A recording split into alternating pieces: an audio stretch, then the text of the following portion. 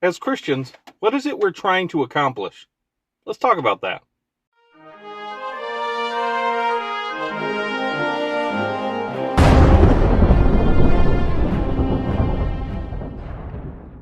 Hello, everybody, and welcome to Standing Still, where I speak the truth in love, because speaking the truth is love. I am your friend Jason, also known as Tyndale's Beard, and I'm glad to be back. I'm making another video this week. I didn't get one out last week. I thank my regular viewers for their patience in that. For those of you who don't know, my daughter had an incident where she ended up in the hospital. She's a diabetic, and she went into diabetic ketoacidosis. And basically, long story short, she didn't have enough insulin on her. She was out of town, and her blood sugars got really high really fast, and it wasn't a good situation. But she's doing okay. We're very grateful for that, very appreciative of all the prayers for those who were praying for her, and things are good now. So that's all done and settled. But, you know, as I was rushing her to the hospital, this is not the first time we've experienced this. In fact, when she was first diagnosed as a type 1 diabetic, it was because she had gone into DKA before. And it was a very scary situation, okay? Especially as a parent, you know, your child is in the hospital on death's doorstep, quite literally. And, you know, thank God for modern medicine. Thank the Lord that they have the tools and resources that they have to help people that they do. You know, very grateful for that. But, you know, I do remember the first time, it's like, you know, there's the fear of losing my daughter, yes, but there's also the fear of, is my daughter saved? Is she going to heaven if she were to die? And what made this time different is that, you know, my daughter has professed salvation. And I believe I've seen the effects of that. I believe I've seen the biblical evidence of that in her life. And so this time, going to the hospital, it was scary, yes. It absolutely was. Don't get me wrong. But there was also the sense of peace, because I knew no matter what happened, I would see my daughter again. I would see her again. And so I just want to encourage folks today, encourage you guys who are watching, if your parents especially, to reach out to your kids, to continue reaching out to your children or your other family members, your other loved ones, you know, people that you know, reaching out to them with the gospel of Christ. But one thing I do want to touch on, it seems a lot of Christians get confused on this point, especially when it comes to reaching their children for some reason. So when it comes to reaching our children with the gospel of Jesus Christ, we need to think about what it is we're after. What is it we're trying to accomplish? Because there's something far more important than trying to get our children to behave in a certain way.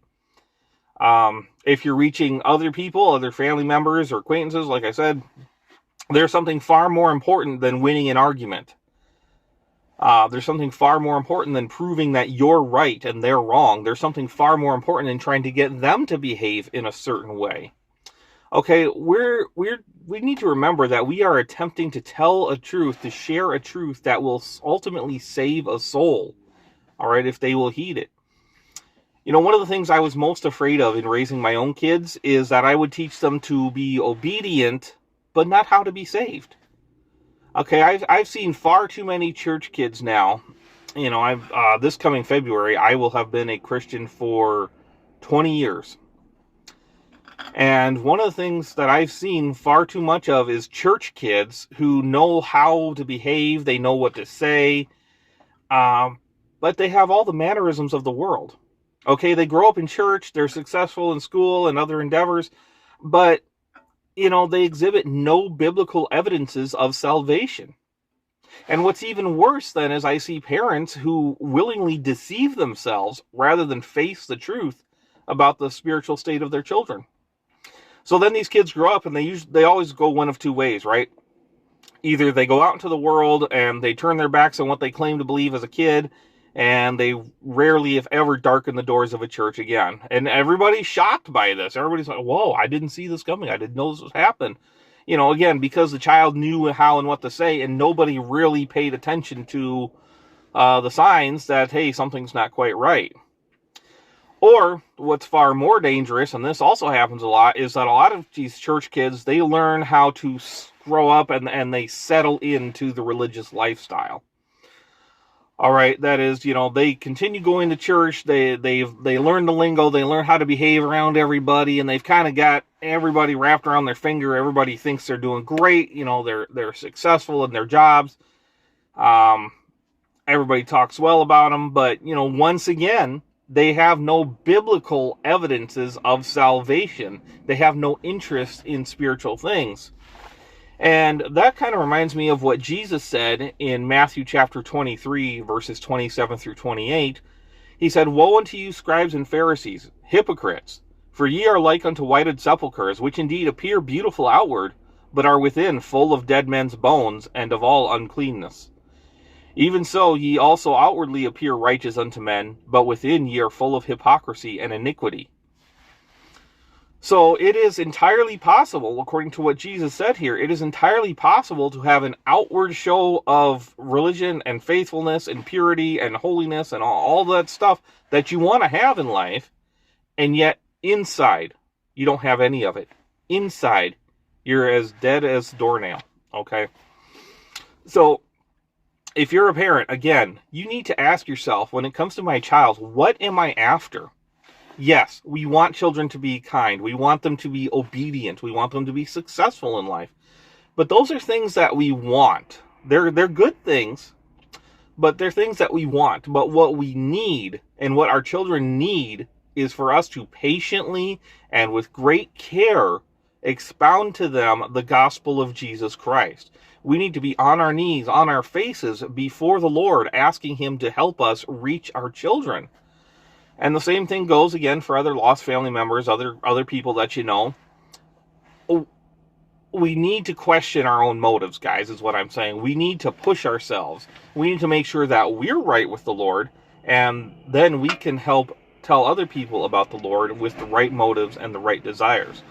Because if your motives aren't right, then your presentation isn't going to be right. If you're not asking the Lord to help you, then you're trying to save someone in your own power. And what's that going to get you? Somebody's going to die in their sins, and they're going to go to hell, and you could have told them the truth, but you were too busy trying to get them to be like what you want them to be, to behave how you think they ought to behave. And that's so dangerous. That's a dangerous game to play. It's a cruel game to play, especially to those who don't know the truth. If you do, and you don't tell them, that's cruel. That's unbelievably cruel. And all because what? You want outward conformity. But outward conformity can still hide inward rebellion. So I encourage you, please, question your motives. Go to the Lord. Ask Him to help search out your heart. Ask Him to help you and forgive you if you've been wrong in your motives before. And then ask Him to help you to do things with the right motive and in the right way, so that you can lead somebody to Christ that you love. So then you can have that joy and peace that I had when my daughter was in the hospital. And guys, that's really all it is. That's all it is for us. We gotta be faithful. We gotta be true to the Lord in every detail. We have to have our hearts submitted to Him, so then we can faithfully tell others what they need to know. So guys, thank you so much for watching. I really appreciate... Did I just say washing? Thank you for washing. Anyway, thank you guys so much for watching. I really do appreciate it.